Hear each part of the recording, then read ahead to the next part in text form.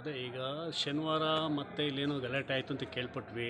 ಪತ್ರಿಕೆನೂ ನೋಡಿದೆ, ನಾನು ನ್ಯೂಸಲ್ಲೆಲ್ಲ ನೋಡಿದೆ. ಮಕ್ಕಳೆಲ್ಲ ರೋಡಿಗೆ ಬಂದು ಪೋಷಕರು ಸಹ ಎಲ್ಲ ಇಲ್ಲಿ ಜಮಾಯಿಸಿದ್ರಂತೆ. ಯಾಕೆಂದರೆ ಅದು ಒಂದು ಶಿಕ್ಷಕಿ, ವಿಜ್ಞಾನ ಶಿಕ್ಷಕಿ ಏನು ಸಂಗೀತಾ ಕುಮಾರಿ ಅಂತ ಇದ್ದಾರೆ, ಅವರು ತುಂಬ ಇಲ್ಲೇನೋ ಆಗಿದ್ದಾರೆ, ಪಾಠ ಮಾಡ್ತಾ ಇಲ್ಲ, ಎಕ್ಸ್ಪ್ಲೈನ್ ಮಾಡ್ತಾ ಇಲ್ಲ, ಹುಡುಗರಿಗೆ ಅರ್ಥ ಆಗ್ತಾ ಇಲ್ಲ.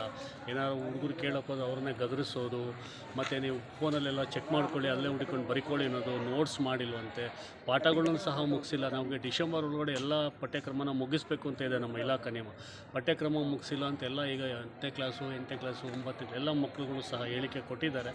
ಈಗ ಸತ್ಯಾಸತ್ಯತೆ ಅರಿಯೋಣ. ಇನ್ನೂ ಆ ಟೀಚರ್ ಇಲ್ಲ ಇವತ್ತು, ಏನೋ ನಮ್ಮ ಜಿಲ್ಲಾ ಹಂತದ ಒಂದು ಸರ್ಕಾರಿ ನೌಕರರ ಒಂದು ಕ್ರೀಡಾಕೂಟಕ್ಕೆ ಹೋಗಿದ್ದಾರಂತೆ.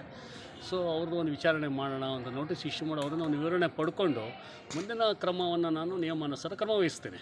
ಸರಿ ಸರ್. ಇನ್ನೊಂದು, ಈಗ ಮೇಡಮ್ ಅವ್ರು ಬರುವಂಥದ್ದು ಸಮಯ ಪಾಲನೆಯೂ ಇಲ್ಲ. ಅವ್ರು ಬರುವಂಥದ್ದು ಬೀದರ್ಲಿಂದ ಬರ್ತಾರೆ, ಇಲ್ಲಿ ಮಕ್ಕಳಿಗೆ ಸಮಯಕ್ಕೂ ಬೆಲೆ ಕೊಡಲ್ಲ. ಉತ್ತರ ಕರ್ನಾಟಕ ನ್ಯೂಸ್, ಇದು ಕನ್ನಡದ ಉಸಿರು.